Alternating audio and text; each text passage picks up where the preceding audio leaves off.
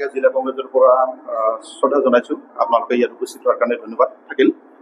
আৰু আপোনালোকৰ আগত আমি প্ৰেছ মিট দিয়াৰ আগতে চিনাকি কৰি দিছোঁ আমাৰ বন্দীপ দত্ত, অসম প্ৰদেশ কংগ্ৰেছ কমিটিৰ মুখপাত্ৰ, আৰু জ্যোতিৰ্ময় বৈশ্য আপোনালোকৰ চিনাকি মুখপাত্ৰ প্ৰদেশ কংগ্ৰেছৰ, আমাৰ NSYৰ ষ্টেটৰ general secretary programme incharge Mirajul Haque আমাৰ মাজত আছে। আমাৰ ইনচাৰ্জ বঙাইগাঁও জিলা কংগ্ৰেছৰ সভাপতি নিৰঞ্জন ৰায় মুস্তাফ ডাঙৰীয়া আছে।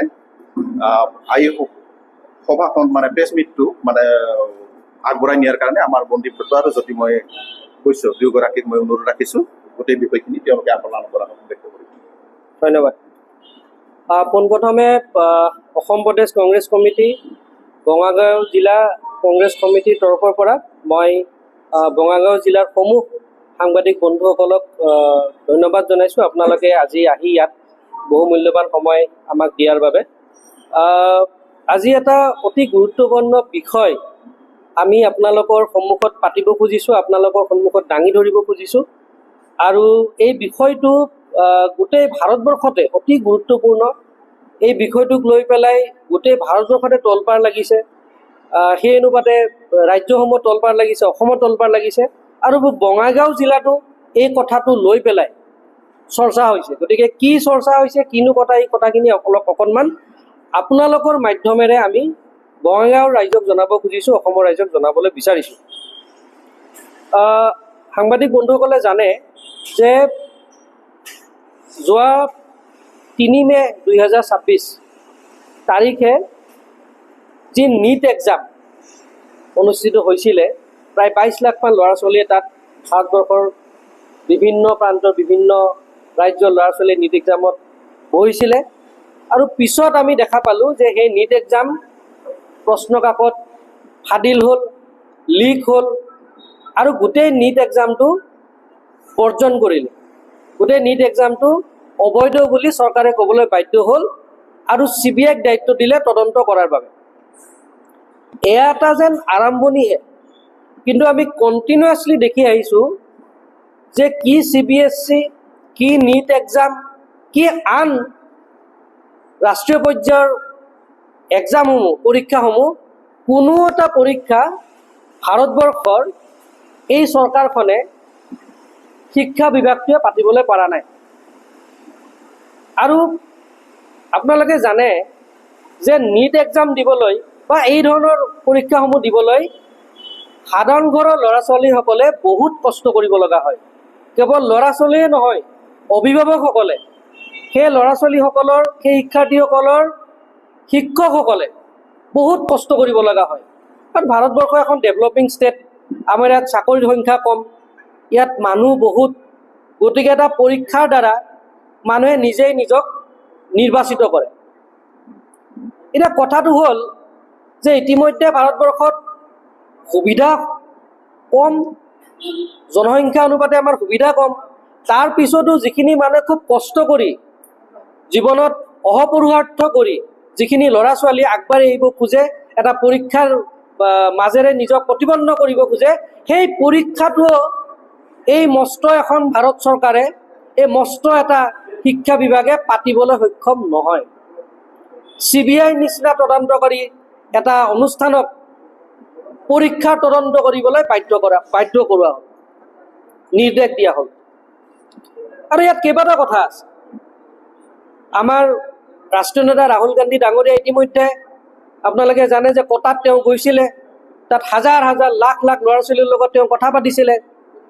আমাৰ কংগ্ৰেছ দলৰ বিভিন্ন নেতা কৰ্মীয়ে আজি যেনেকৈ আমি বঙাইগাঁও জিলাত আহি বহিছোঁ, তেনেকৈ ভাৰতবৰ্ষৰ চুকে কোণে গৈ আমি ল'ৰা ছোৱালীবিলাকৰ লগত কথা পাতিছোঁ, আমি ৰাইজৰ লগত কথা পাতিছোঁ, আমি সাংবাদিক বন্ধুসকলৰ লগত কথা পাতিছোঁ, আৰু এই বিষয়টোৰ লগত জড়িত প্ৰতিগৰাকী মানুহৰ লগত আমি কথা পাতিছোঁ যে বিষয়টো কি, ইয়াৰ সলিউশ্যন কি হ'ব। আৰু এই গোটেই চৰ্চাৰ মাজত এটা কথা ওলাই পৰিছে যে এতিয়া এই ধৰণৰ যিবোৰ পৰীক্ষা, প্ৰফেশ্যনেল যিবোৰ পৰীক্ষা, এই পৰীক্ষাবিলাক আজিকালি শিক্ষা বিভাগে নিজে নাপাতে। এই পৰীক্ষাবিলাক পাতিবলৈ তেওঁলোকে কিছুমান প্ৰাইভেট কোম্পানীক তেওঁলোকে দায়িত্ব দিয়ে, আৰু এনেকুৱা কোম্পানীকো দায়িত্ব দিছে যি কেতিয়াবা এক্সাম পাতিব নোৱাৰি বা আন কিবা শিক্ষা বিভাগৰ কিবা কামত ব্লেক লিষ্টেড হোৱাৰ প্ৰমাণ আছে। যিখন চৰকাৰে ব্লেক লিষ্টেড কৰিছে কোনোবা এটা কোম্পানীক, সেই একেখন চৰকাৰে সেই একেটা কোম্পানীক বেলেগ এটা নামেৰে তেওঁলোকক আকৌ এই মস্ত মস্ত এক্সাম তেওঁলোকক পাতিবলৈ তেওঁলোকক অনুমতি দিছে। তাৰমানে কথাটো চাব যে একফালে আপোনালোকে শিক্ষাৰ মানদণ্ড নষ্ট কৰি আহিব, শিক্ষানুষ্ঠানবোৰো নষ্ট কৰি আহিব, আৰু তাৰ মাজতে কষ্ট কৰি আমি যিবিলাক ল'ৰা ছোৱালী আগুৱাই দিওঁ আপোনালোকে তেওঁলোকৰ ভৱিষ্যতক লৈ পেলাইও আপোনালোকে হেতালি খেলিব।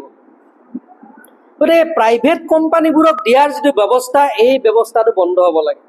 এই গোটেই আলোচনাটোৰ পৰা এইবোৰ কথা এতিয়া লাহে লাহে ওলাই আহিছে। মই প্ৰফেচনেল এক্সামবোৰৰ কথা কৈছোঁ, ভাৰতবৰ্ষত বিভিন্ন দিশত চলি থকা। এতিয়া মই অসম সংক্ৰান্তত আমাৰ অসমৰ নিচিনা পিছপৰা ৰাজ্য, আমি ডেভেলপিং ষ্টেট, যোৱাকালি মুখ্যমন্ত্ৰী মহোদয় নিজে কৈছে, হিমন্ত বিশ্ব শৰ্মাই, তেওঁতো আগতে তেওঁ কৈ ফুৰে যে আমি 1 নম্বৰ ৰাজ্য, 2 নম্বৰ ৰাজ্য, অমুক তমুক। কালিতো তেওঁ নিজে প্ৰেছৰ আগত ক'লে যে মোৰতো দিবলৈ একো নাই, আমাৰ একোৱে নাই। আদানী আম্বানীক আমি গামোচা দি মাতি আনিব লগা হৈছে। আৰে ভাই, তোমাৰ যদি একোৱে নাই, তুমি তেনেহ'লে আগতে কিয় দম্বালি মাৰিছিলা ইলেকশ্যনৰ আগত? ইলেকশ্যনৰ আগত তুমি মুখ্যমন্ত্ৰী, গতিকে তোমাৰ ৰাজ্যখন 1 নম্বৰ।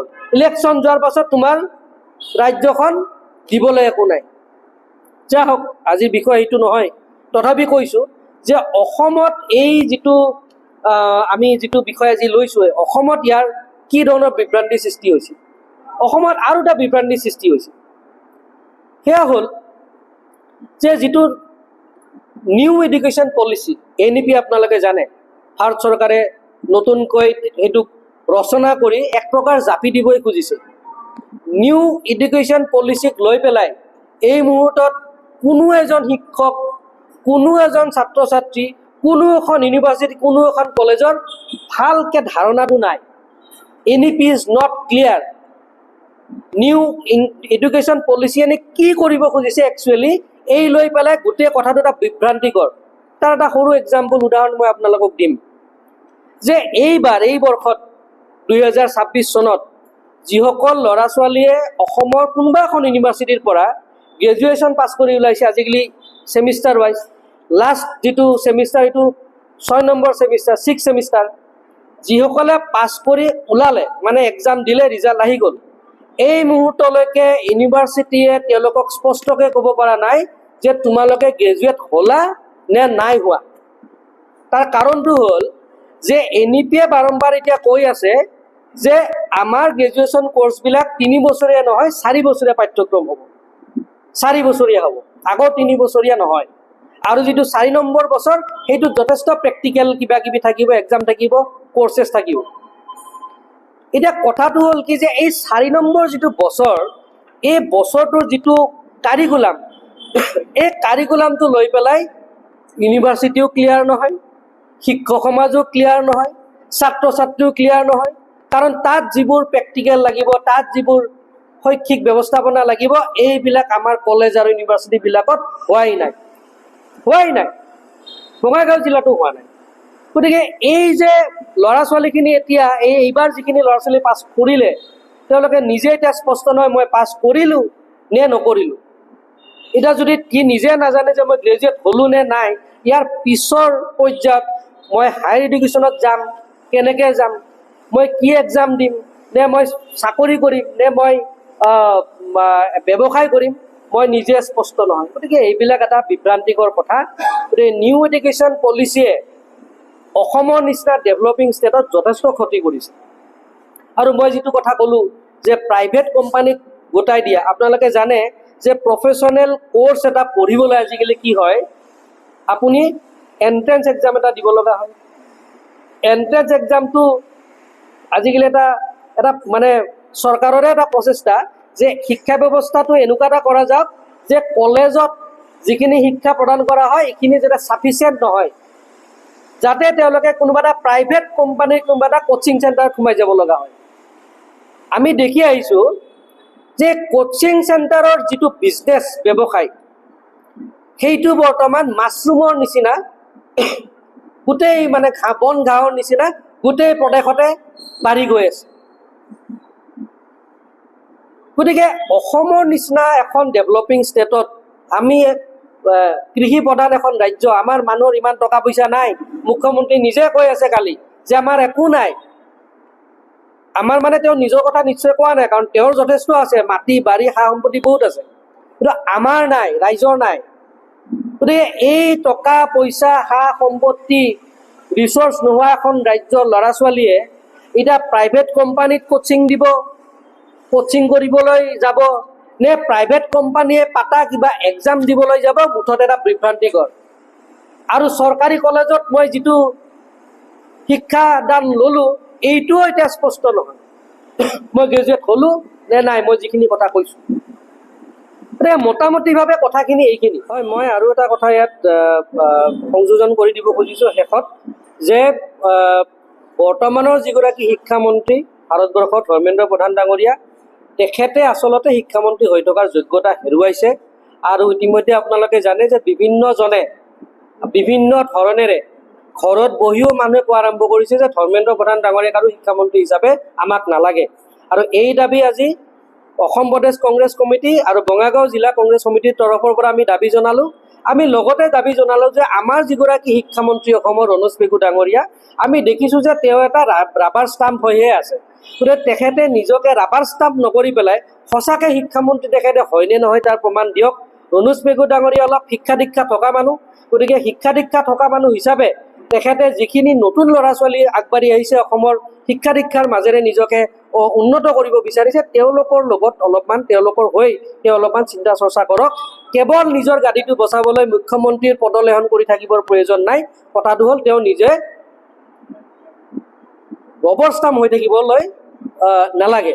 আৰু এটা কথা আৰু আপোনালোকক এটা ইনফৰ্মেশ্যন মই দিব খুজিছোঁ, সেইটো হ'ল যে বৰ্তমান অসমৰ কেইবাখনো আগশাৰীৰ ইউনিভাৰ্চিটি বিশ্ববিদ্যালয় বৰ্তমান আৰ্থিক দুৰৱস্থাত ভুগি আছে। বিভিন্ন সংবাদ মাধ্যমত আহিছে যে গুৱাহাটী ইউনিভাৰ্চিটিটো বহুত দুৰৱস্থা, বহুত টকা পইচা তাত প্ৰয়োজন, অভাৱ অভিযোগ চলি আছে। কেৱল গুৱাহাটী ইউনিভাৰ্চিটিয়ে নহয়, অসমৰ প্ৰায় সকলো ইউনিভাৰ্চিটিতে এইটো এতিয়া সমস্যা। গতিকে ৰণোজ পেগু ডাঙৰীয়াক আমি এইটো অনুৰোধ জনাওঁ যে আপোনাৰ শিতানত যিবোৰ টকা আহে শিক্ষা বিভাগত, এই পইচাটো আপুনি শিক্ষাৰ নামতহে খৰচা কৰক। এই পইচাটোৰে আপুনি নিজৰ সমষ্টিত বা নিজৰ পা পৰিয়ালক চাকৰি দিয়া বা নিজৰ পা পৰিয়ালক ব্যৱসায়ৰ নামত আপুনি সেই পইচা বিতৰণ কৰিব নালাগে। গতিকে আজি মূলতঃ কথা এইখিনিয়ে থাকিল আপোনালোকৰ সন্মুখত। আৰু সাংবাদিক বন্ধুসকলে যদি কিবা আমাক প্ৰশ্ন সুধিব খোজে সুধিব পাৰে।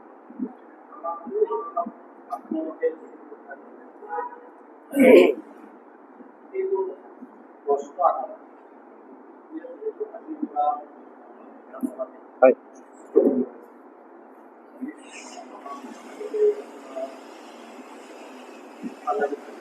হয়।